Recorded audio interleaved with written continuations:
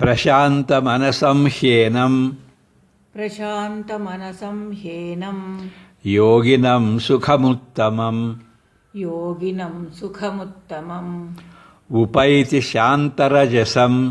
उपैति शान्तरजसं ब्रह्मभूतमकल्मषम् प्रशान्तमनसं ह्येनं योगिनं सुखमुत्तमम् उपैति शान्तरजसं ब्रह्मभूतमकल्मषम् प्रशान्तमनसं ह्येनं योगिनं सुखमुत्तमम् उपैति शान्तरजसं ब्रह्मभूतमकल्मषम्.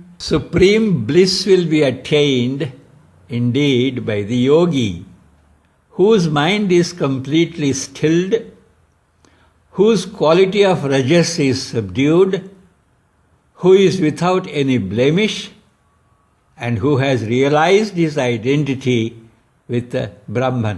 ಪ್ರಶಾಂತ ಚಿತ್ತನು, ರಜೋಗುಣವಿಲ್ಲದವನು, ಕಲ್ಮಷರಹಿತನು, ಬ್ರಹ್ಮಭಾವವನ್ನು ಹೊಂದಿದವನು ಆದ ಈ ಯೋಗಿಗೆ ಉತ್ತಮ ಸುಖವು ಪ್ರಾಪ್ತವಾಗುತ್ತದೆ.